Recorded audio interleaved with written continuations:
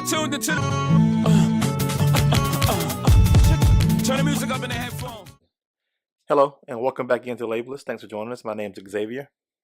And I am Kimber, his exceptionally much better half. What a way to start. We hope you guys had a good week, and we're glad to be back joining you again. I think we're going to wrangle some things this week that we've been talking about at home. Yes, there's been 9 million hot topics. Yeah, so we'll try to pare it down here and get going. But I think I want to start my pre-podcast shout out going out to Shaquem Griffin, UCF Knights. This young man plays linebacker, and he was born and he lost his hand at 4 years old, and he did 20 reps or 225 at the combine with a prosthetic they fit him with, and he also ran a 4.3840.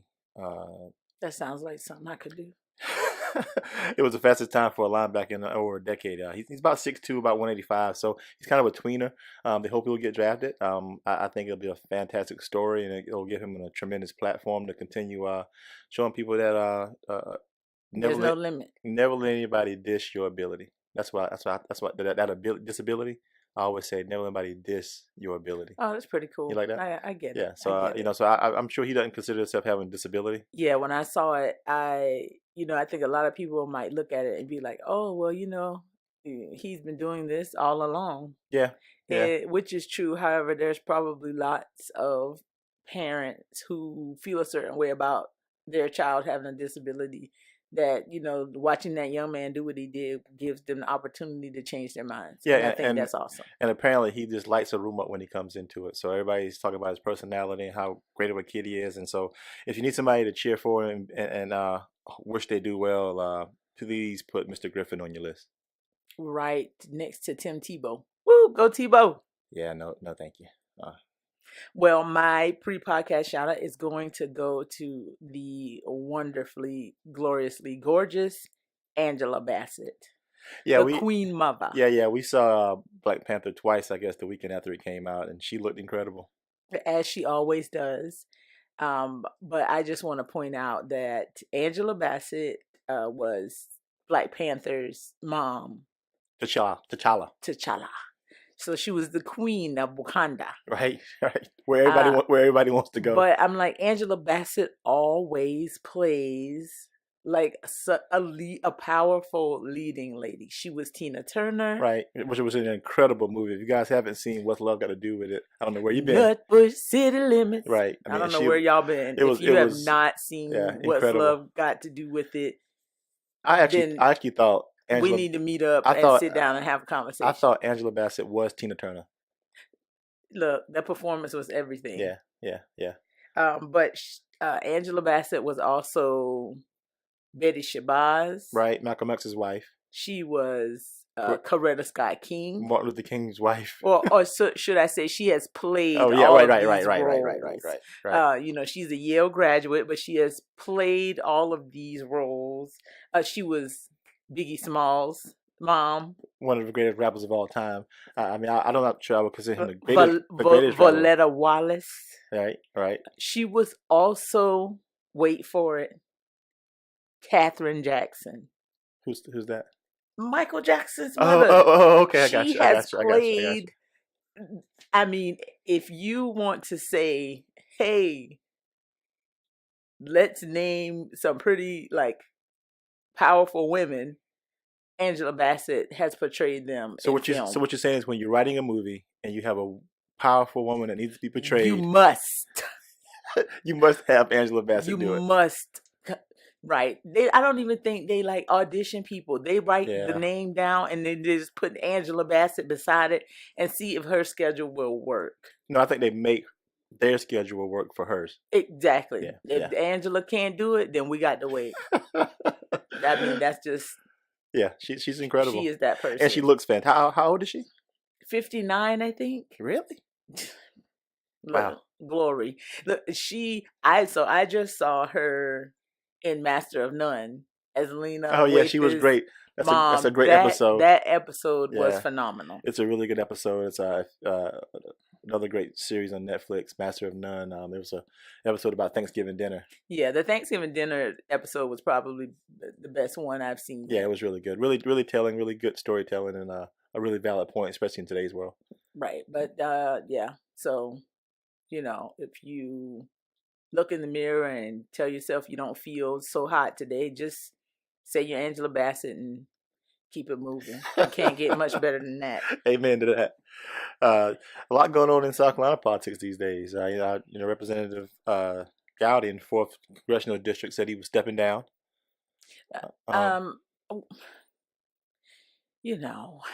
Stepping aside, he's already down. I mean, most of the stuff that he does is already on a level that's slightly, lower than the elevation of the rest of us. So, well, I said that to say I think there was a guy that's talking about throwing his name in the ring for that seat. That Donald Trump's lying pastor Mark Burns, yeah, the guy who decided that he would fudge his everything about his life and his biography. Well, I'll tell you that 4th Congressional District is a very, very conservative district. There was a guy named Bob Ingalls who used to be representative in that district, and we did a thing with him at Furman at the Raleigh Diversity Institution, and he was an incredibly smart man, very reasonable Republican. He said, also known as a moderate. Well, I wouldn't call him that because he voted 99.9% conservative on every issue. Oh, that was sarcasm I just said. When you said reasonable, in their world, that means moderate. But he said that he was running for re-election, and he had a town hall meeting, and a lady stood up and said, Barack Obama, this Muslim, blah blah blah blah. He said, no, he's a good man, kind of like John McCain thing. He said he's a good man, he's an American, he's not a Muslim. He said when he said that, he knew he lost the election. They probably said there's no room in this country for Republicans who does not believe. Well, I say that anecdote to say that district is a very strange district. Well, so Pastor Mark Barnes may have a shot. He may have a shot because he is apparently he lied about being a war veteran. Right. He lied about being a member of a fraternity. Right. And I think he also lied about having a degree. So there's not much to this man other than he is willing to say he is a African American Christian evangelical for 45. Well, and I think it's shown today's political climate. A lot of times, truth isn't really the end all be all. Yeah, they're like, here's the horn. Are you willing to blow it? Yes or no? And the answer is yes. We'll take you. Right. So yeah, so I'll be keep my ears and eyes ready for that race. Yeah, it's like people have become quite accustomed to saying whatever they think fits for their base, and in line with that, we have our fine governor, O. Henry, saying at a Republican Black History celebration, I think it was in Charleston. Yeah, I think it was it was either February 28th or March 1st. It was right near the end of Black History Month. Yes, he must have said that he did not realize there was so much to learn about Black history. Well, I think, we had that Black History episode, and we talked about how the history of African Americans isn't really taught very well in America. And I think our fine governor highlighted that point for us. Yeah, by basically saying that, the little he does know about Black history only merely scratches the surface. Yeah, he did say it was just scraping the surface. I mean, it's amazing how deep the history of African Americans is in America. Okay, and I'm like, Henry, what are you, 70,000? Hashtag time's up for you to be sitting here saying that you don't know even like South Carolina Black history. Yeah, yeah, and I think the most disappointing thing about it is he's had opportunities to learn. Lots of opportunities to learn. And I think part of sometimes you don't know something, and that's fair. Well, a lot of people tend to not care about things that don't involve them. Right, that don't involve them. Yeah. I just think it's a very very interesting statement that the governor of our state is just scraping the surface on Black history, and there are it's a lot of Black history here in South Carolina, if we know, and around and in this country.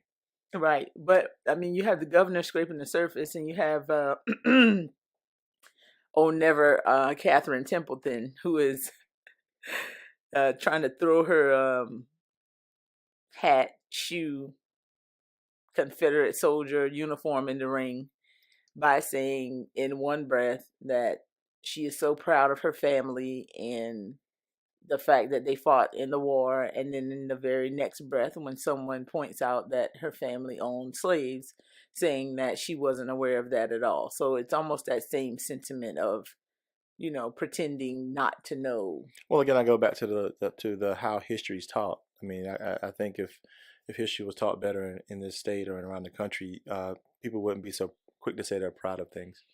Well, right. And I'm like, and Henry may not know that, but maybe he knows this, and that is that the South Carolina jails are not collecting DNA, but as mandated by a law that involves SLED, the State Law Enforcement Division. Yeah, that's a very, very scary proposition. I mean, I'm sure a lot of you guys are Law and Order fans, and so you realize you realize when someone is arrested and their DNA is in the system because of a crime they've committed before, it's much easier to catch them.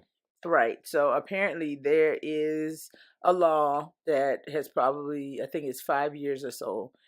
The jails are supposed to do a cheek swab of anyone that is arrested for a crime that is considered a felony. Right. Right. So anything where you could receive, I think, 5 years or more, rapes, murders, stuff like that, they are supposed to automatically cheek swab the individual and submit the DNA to the crime lab. Because who's to say that person didn't commit a crime in another county or another state? Exactly. And if that DNA is in the database, and it's well, a hit apparently on that. Most jails are not doing it, and some of the jails that are doing it have either just started or did it for a little bit and then stopped. So I think they said Charleston County had not submitted a swab since last year, Wow. September.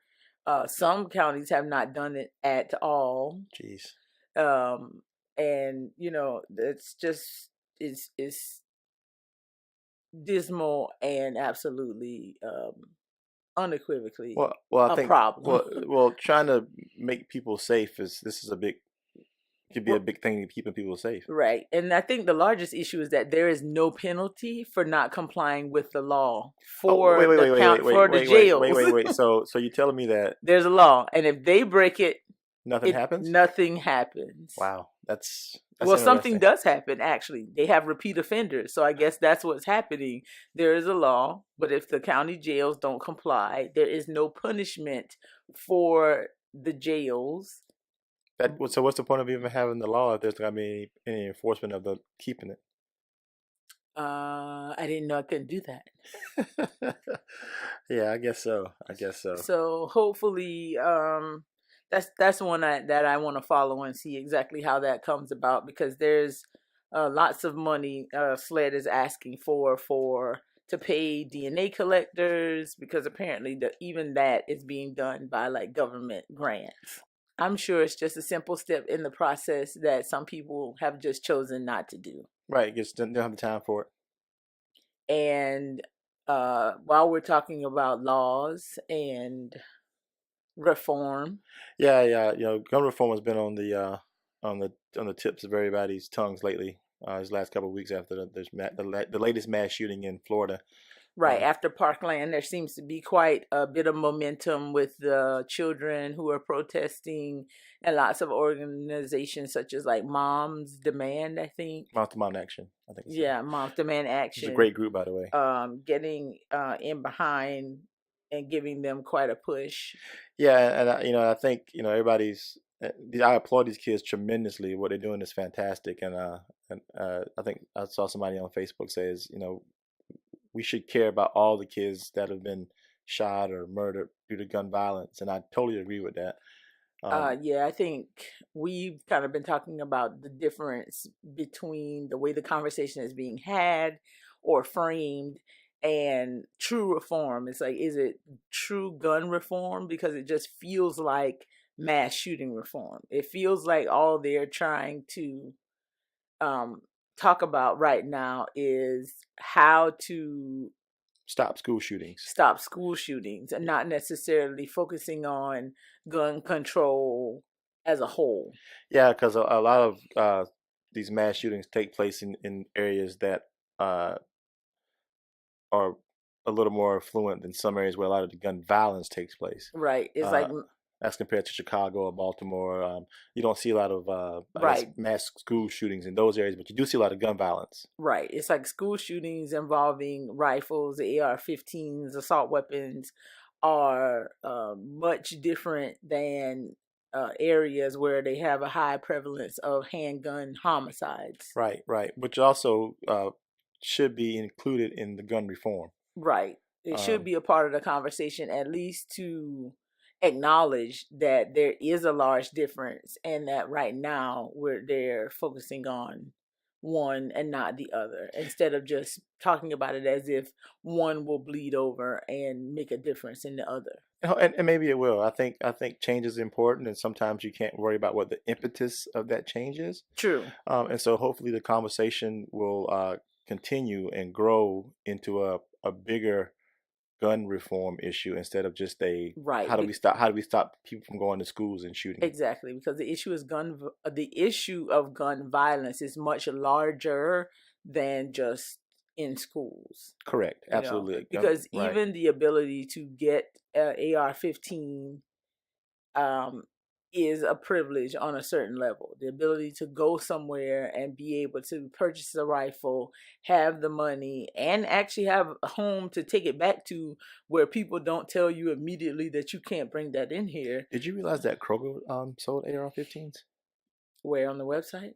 No, I don't. I saw where like Kroger and Walmart and Dick's came out and said they're gonna stop selling. Well, LL Bean sells AR-15s. Yeah, I believe that. They're all like outdoor stores. What, Kroger's an outdoor store? No, LL Bean. But think about it. You can go to Kroger and get a Walmart and get an AR-15, a 6-pack of beer, and your antidepressant medication, all in one stop. Yeah. One-stop shop. And to me, that's a very scary proposition. I'm like, essentially, Kroger's no different than Walmart. Yeah, I guess you're right. You But think that it's a grocery store. But you think of Kroger as more of a traditional grocery store. I guess now the super Krogers have become more of a It's a Walmart. Walmart. Yeah, but just the whole fact that Kroger sells guns to me is a strange thing. Well, it's like just what you just said about the ability to go somewhere and get all those things in one. Speaks sort of to where people keep saying, what about the red flags? What about all the things you don't see? It's like when you can basically make all this stuff happen with this level of convenience, Right. and not being questioned. Right. Who pays attention to the red flags? Right. Well, and that red flag thing, because who's to blame with the Parkland shooting? Mental health got talked about a lot, and there were a lot of things that came up. The cops there at the school didn't go in, and there's Right. a lot of things happening. And I think Lindsey Graham said something about this, points to the fact that law enforcement needs the ability to be more flexible in situations like this. But I'm like, actually the law enforcement seem to have used their flexibility quite a bit, because in most situations this child or a person, young man, would have been arrested and incarcerated already. He would not have had the cops called on him for putting a gun to someone's head, and all he was told was, "Oh, you need to leave this home." It's like, well, I think that speaks to what you said about privilege. I think a lot of times African Americans' interaction with cops are different. right? I think this kid because was you're guilty until proven innocent. I think this kid benefited from the fact that he was an African American, and the cops were called on him a lot, and nobody arrested him. Right. There was no arrest, and if someone thought he was mentally ill, then why was there no hold? Like, why was he never actually taken to a facility and detained and evaluated? And clearly the SRO officer at the school had run-in with him before, because he'd been fighting at school, and I think a lot of times that results in an arrest. Yes. Usually it does. Well, here, we've already had the discussions about the school to prison pipeline in terms of arresting children for what people perceive as uncomfortable aggression. Yeah, but this kid seemed to get the benefit of the doubt, and I think a lot of times African American children don't get that benefit of the doubt. Right. Yeah, Um, absolutely. I would agree with that. But it's like that part of the conversation in terms of who takes the blame. Is it the people who call the cops and let the cops let it go? Is it the cops?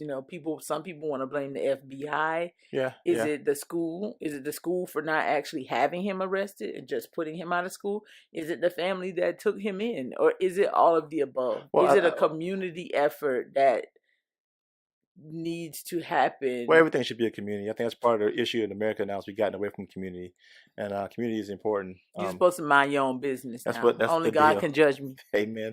The fact that this school shooting, it seemed to be that it was not necessarily known, but it seemed to be something. No, they seem to know.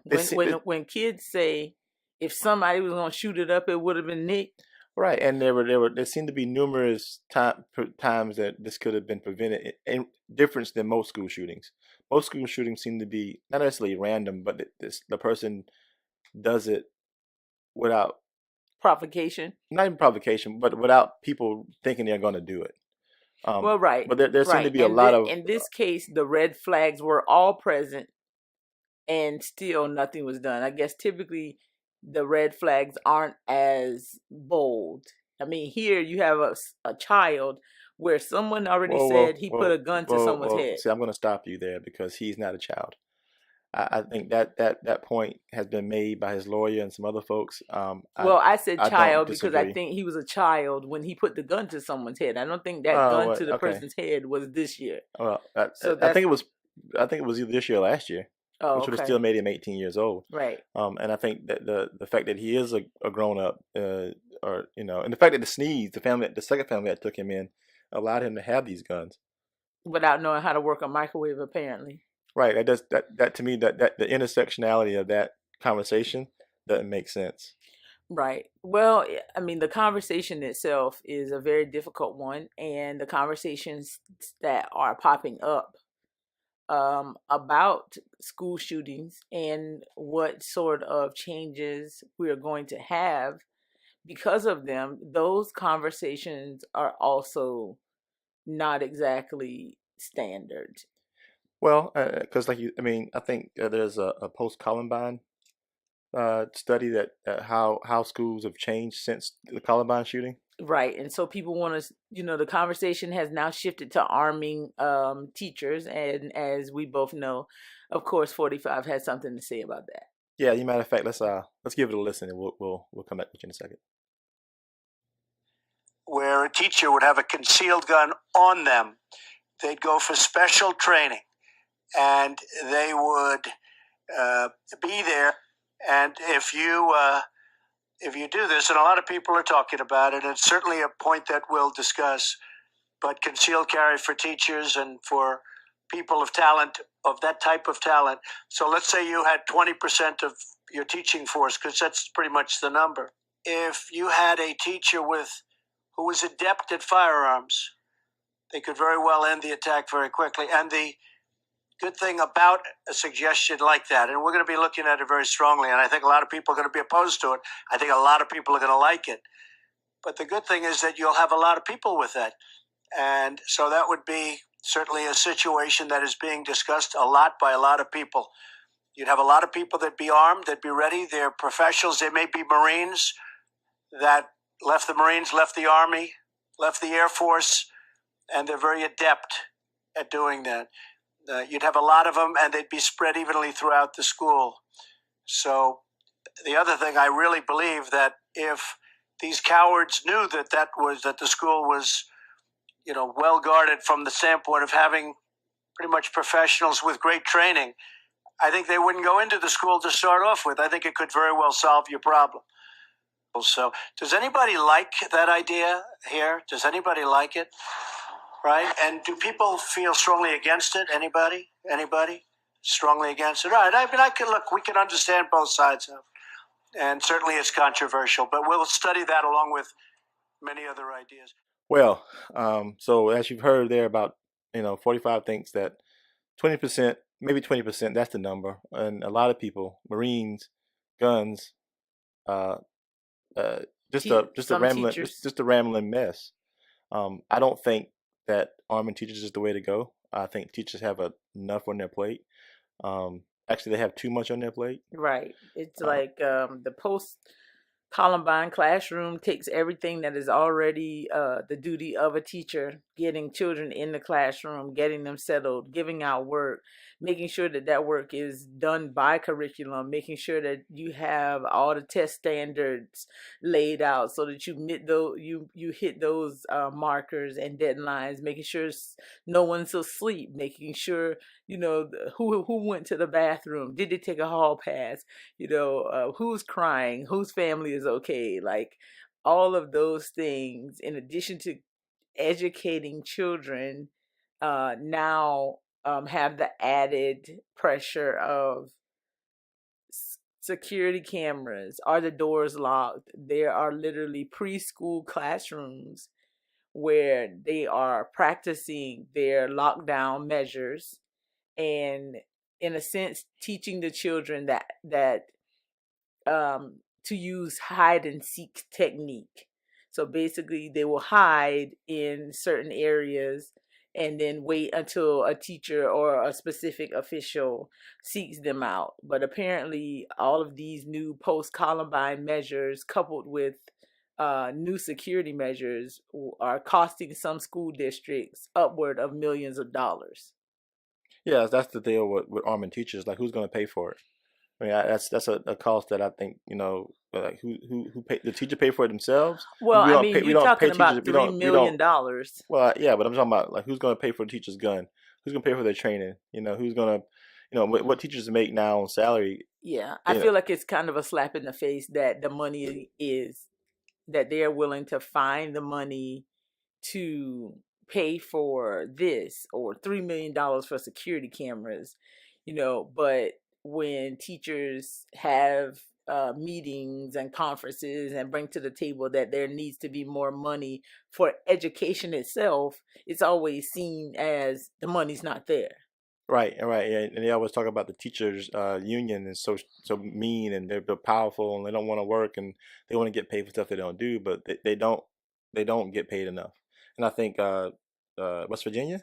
Yes, West Virginia school strike is maybe a week Yeah, now. something like that. Yeah, and I think that they're well within their rights.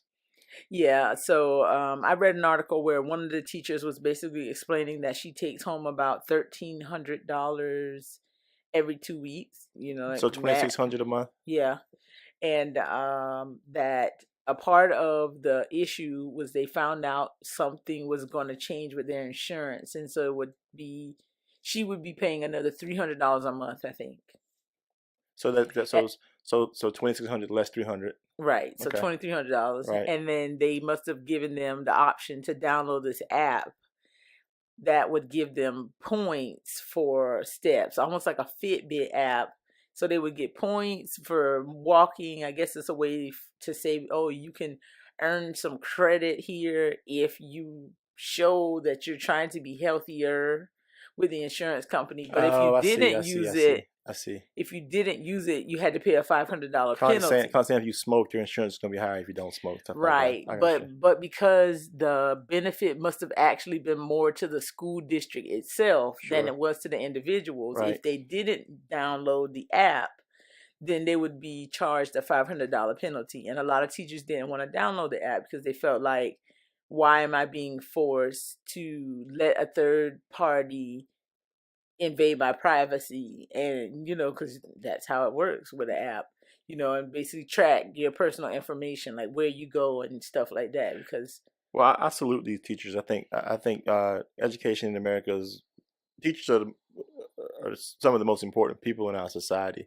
yeah, absolutely. And we've lost respect, I think, for that because profession. yes, I think a lot of people go into that profession, but sometimes retention is difficult. Americans have lost sight of the fact that you do not get educated adults without educated children. Right. That's what I'm saying. I think a lot of teachers, they go into that profession And then once they get in, they realize that the pay is not great. There's not any really uh, any chance for raises unless you go back and get another degree, which you have to pay for. Right. Or you move into administration. So a lot of times the best teachers are leaving classrooms for administration positions to recoup a better salary. Yeah. And I think the respect that profession deserves is certainly sorely missed. Yeah. I think in West Virginia, a lot of the teachers were crying, literally telling their students, because the students know what's going on. Sure. Telling the students, that this is something, the strike is something that they have to do in order to try to demand better. And so they went on strike, and I think the governor offered them a pay raise, but it must have been like 1%. And so they decided that they were going to continue. Being a state employee, I understand the 1% pay raise. Yeah, you are the 1%. Yeah. So they decided that they would, continue being on strike. So. Well, like I said, good for them. Thanks. I mean, people will continue to treat you. Yeah, I'm like, to teach the way for you're 10 going to be treated years and unless take you home $2,600 a month. She's been teaching for 10 years. Yeah, like I say, and people will continue to treat you whatever it is you take, and so in order to make a change, sometimes you gotta step out there, and I applaud them. I do. Speaking of schools and debt, the Philando Castile charity has crowdfunded over $100,000 to pay off the lunch debts of the children in the district where he worked. And for those of you who don't remember who Fernando was, he was the black motorist who had a concealed weapon to carry permit in Minnesota, was pulled over by the police. Police ended up shooting Fernando and killing him. He was a lunchroom worker. And Right. so I think that's a wonderful thing that they've done. That's fantastic. But I think the big issue we have with this whole situation is, why is there lunch debt for children in elementary school? I think we in this country should be better than that. I mean, what are you getting, a cheese sandwich? Yeah, like basically if they don't, if you can't pay for your lunch, and I think here the limit may be $10 or something like that, then they give your child a cheese sandwich. Yeah, and I think pretty ridiculous. And it's School lunch is not that expensive. It's not. Right. It's not some grand Ruth Chris meal. I wouldn't even say it's on the level of Chick-fil-A. So to say that, I love Chick-fil-A. Right. So, but to say that the United States of America is like, for the people who are always touting the United States as this world power, to turn their heads in the opposite direction when you have this sort of conversation, like, so do we not have the ability to give a child $1.25 meal? Well, I think what happens though, is done to create a stigma of people, of certain people, and so you create a debtor's court. Right. It's basically to remind the poor people that they're poor. Right. So you create this debtor's court in elementary school, and instead of your child, those kids getting the same exact plate as everyone else, they get the cheese sandwich or the brown bag, or they get pulled to the side and told that they can't eat. And everyone knows why. Right. So the Philando Castile charity was created in his honor, because apparently that is something that he would do at work. He would pay the lunch bills of kids in the school. So bravo, and kudos to them for that. However, in terms of economic equity in this country, that having to be done is pretty embarrassing.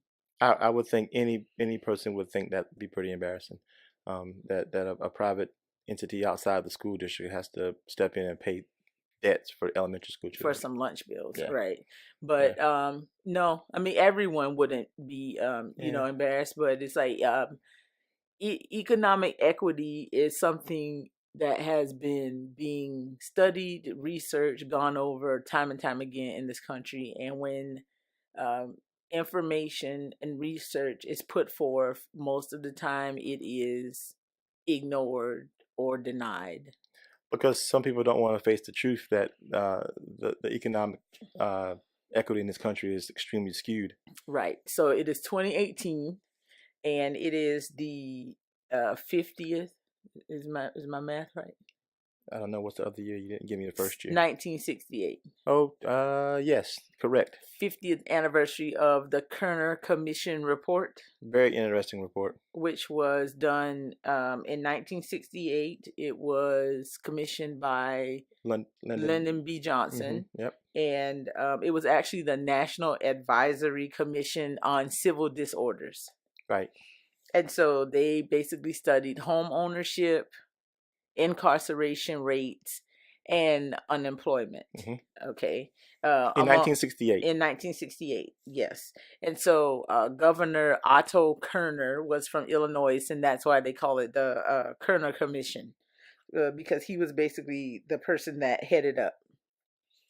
Well, the New York Times, I guess, did the initial report, and so they've done this long, follow-up to it that basically proves that this promise of equality in this country has been unmet. Well, I think you can ask any person or any African American person that, and they would agree with that without having to see a report. Yes, right. It's like most people would say, if you don't look at it from an individual viewpoint, then you realize that there has been little progress. Right. And so the report basically shows that from 68 to 2018, African American home ownership has increased by 0.1%. Wow. From 41.1 to 41.2. In 50 years? In 50 years. Wow. The unemployment rate went from 6.7 to 7.5. Yeah. Of course, with some ups and downs, ebbs and flows. Sure. The incarceration rate per 100,000 people, it's certainly more now, has tripled. Yeah. Among African Americans. Yeah. Well, I think that has a lot to do with how the prison system is set up. Right. You watched that documentary on Netflix, The 13th, by Eva DuVernay, who was an incredible work, and it talks about how they created basically a prison system that was meant to. Yes. So there were roughly 200,000 incarcerated people when this study was done. This Kerner Commission was done. And the result of the commission was basically saying that the United States of America, the judicial systems, all the systems in places were essentially creating two different societies, one black, one white, one with more power than the other, and the other, of course, the black society would be unequal to the white society, and with less capital, less economic privilege. I think that report is absolutely true. And the report was done by a commission of white males, mostly, that Lyndon B. Johnson had chosen to, give them some insight into what was going on in terms of civil unrest in the country. And this was in, I think there was so much happened in 1967 that the report was done in 1968. Yeah. And in the end, they give this conclusion, and he rejects the conclusion. He basically says that's not true. Right, because they gave a conclusion, and they said these are the things that have shown to be proven to be true. And this is the way that we should go about making changes. And they decided we're not going to do that. So what we see now in terms of this mass incarceration prison system is what they were moving toward and warned about, that they decided, to continue down that path. Well, I think the people in power wanted to stay in power, and that's what happens. Yes. And I think it's come to fruition. And they also point out that Dr. Martin Luther King and Ted Kennedy, who was a senator, were both very staunch supporters of this report and also of the reform that this report demanded. And those two individuals were assassinated. There's probably no coincidence there. Along with all the other work that Dr. King and Ted Kennedy were doing, I'm sure that contributed it. But that's an interesting report. I think you guys should check it out. Yeah. Give it a read. Economic equity is probably one of the largest problems in the United States of America. Yeah, because being equal doesn't mean it's equitable. Exactly. And I think that's hard for people to kind of comprehend. Someone can see me as an unequal person to them, but in terms of the systems that operate within the country as long as my life and their life is equitable in terms of what I get for what I do and who I am, then that's a different story. Or even the opportunities that you have. Right. I think I'm reading a book now called The Color of Law, about how the populations in America is set up, that mostly African Americans living around the cities and not in a lot of rural areas, and that was done on purpose by some laws and things that were put into place to keep people in certain areas. So it wasn't equal. Housing wasn't equal. Right. Opportunities were not equal. Loans and home ownership was not equal. Which is a direct relation to the home ownership rates from 50 years ago being about exactly the same now in 2018. Yeah, I was reading an article saying that when the World War II vets came back to get the veterans loan for their homes, a lot of black soldiers didn't even apply because they knew they would be denied, which seems ludicrous, as if you're fighting for your country and you come back and you have a program that's supposed to be for you, but ends up not being for you because of the color of your skin. Right, because even with segregation, it was always separate but equal, and that didn't occur. Like, everyone knew it's separate and unequal. Right, and now it seems to be together and unequal. Exactly. or not unequal, unequitable. Right. I think for sure, absolutely. But even in matters of reporting, you have, we're talking about gun violence and mass shootings, and then you have the NRA, who is keeping gun violence from being studied by the CDC. Yeah, that's interesting. It's strange that the fact that they don't even want to know what's going on, because there's no way to change something if you don't want to know what's going on. Absolutely. It's like information and knowledge about anything that is considered an epidemic is absolutely a powerful tool. Well, we study everything else, and I think a lot of that has to do with the NRA money, not allowing that to happen. Right. So I know that. Remember when Michelle Obama was trying to make people not drink Slurpees? She wanted to try to change some of the vending machines in the schools. Right. Yeah, because there was such a focus on healthy eating and obesity, and everyone was screaming and saying, no, this is horrible. Well, CDC reports are in, and obesity in America is about 40% in adults. Wow. And 20% of the youth. Like, the rate of obesity between the ages of 2 and 5, I think they said, is where they've seen the largest growth. Well, and I think a lot of that comes back to capitalism. Yes. You're able to sell more stuff, health insurance, medication, to unhealthy people. So I think a lot of that has to do with people making money off of people's sicknesses or illnesses. Because obesity is directly related to diabetes, heart attack, strokes, even cancer, arthritis. But it's in a place where we're talking about charities raising money to pay off lunch debts for elementary kids.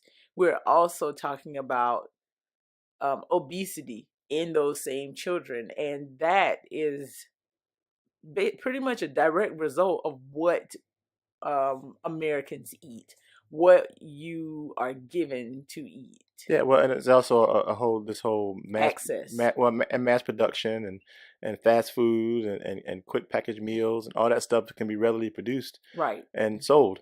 Even because a lot of people look at it like, oh, well, if you're poor, then you don't have much money, so you crappy food. Well, no, they look at it like you shouldn't be fat. Like, how are you fat if you're poor? No, because you eat crappy food. And because it's like a lot of that food or you go to McDonald's and you get 10 hamburgers for $10. Exactly. That cheap doesn't mean skinny in America. No, it doesn't. It's like a lot of people think that poor people would be skinny. Yeah. But that's not necessarily the case. So there is that. It's almost like I think we've done a pretty good rundown of the good, the bad. So let's jump straight to the ugly. Last and absolutely least, we have R. Kelly, he who shall never be named in my home, on tour. Yeah, this whole the R. Kelly phenomenon in Black America is something that really bugs me. Uh, we have the Me Too movement, Time's Up, and this gentleman is a known pedophile, Sex offender, molester, cult cultivator. Well, the cult thing of age, whatever, but the underage girls should be a problem, and I don't understand how he's could possibly be on tour. He's unapologetic. He's never said anything about doing anything wrong. He just continues to you know what? He sounds like somebody I know. 45. Unapologetic when you do something wrong. And people excuse it away for you. You don't have to apologize when your fans will excuse it away for you. And we should not support him. I absolutely don't. I will not. I refuse. Yeah, I think that what's the name of their movement is called? Mute R. Kelly. Yeah. So they're two activists. I want to say they're from Atlanta. Basically created this movement, #Mute R. Kelly, and they show up. No, actually, I think they're from Chicago, where he's from. Or Detroit. Detroit, you're right. That's right. Detroit. And I guess apparently the ticket sales have been down for some of his concerts. He's had to cancel eight concert right. dates. So they're doing everything they can to basically silence R. Kelly because it doesn't seem. So most of his cases have either been settled or he pays confidential settlement. And some of them get dropped. Or, right, because you pay money and then they drop the case against you. Well, and I think a lot of it too, I think it has to do with the victims he's right, because everyone wants to say they're fast. Right. And sometimes we don't always do the best job protecting our Black girls. Right. Especially when people say things like, oh, well, they know what they're getting into. Or they just being fast. Or them girls just manage. It's like you excuse it away without him having to explain his own actions.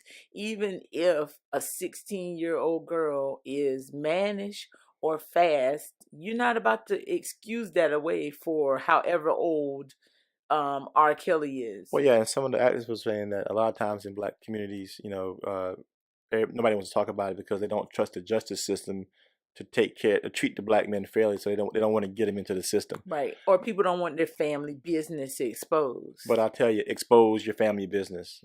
There's nothing more precious in this world than our young children, and they are to be cherished and protected, and we should do. Right, it's like you teach girls a very horrible lesson by giving them the impression that someone can take advantage of them sexually and not be met with any sort of justice.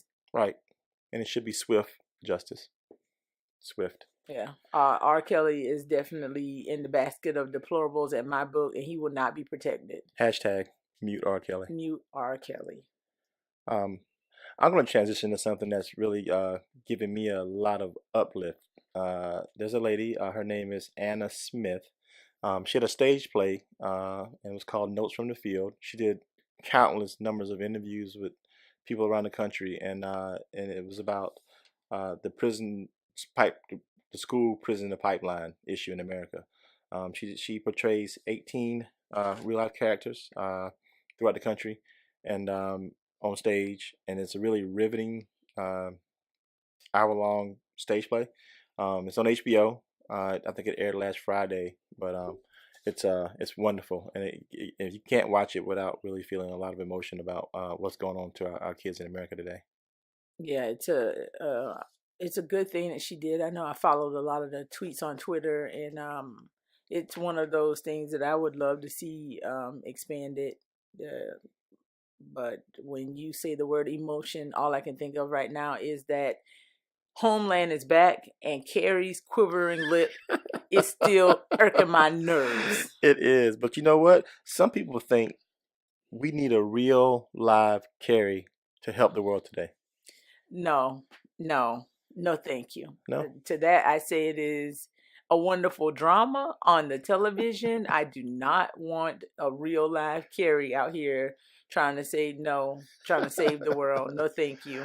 Yeah, it's a really good show too. You guys should check it out. It's on Showtime, right? Sundays. Homeland on Showtime. Yes. Go Saul Berenstain. But that's about it here in Labelless Land. Yeah, it's been fun as always. Thank you guys for tuning in. We'll see you guys next week. And Hashtag mute R. Kelly. Do not forget. Have a great week.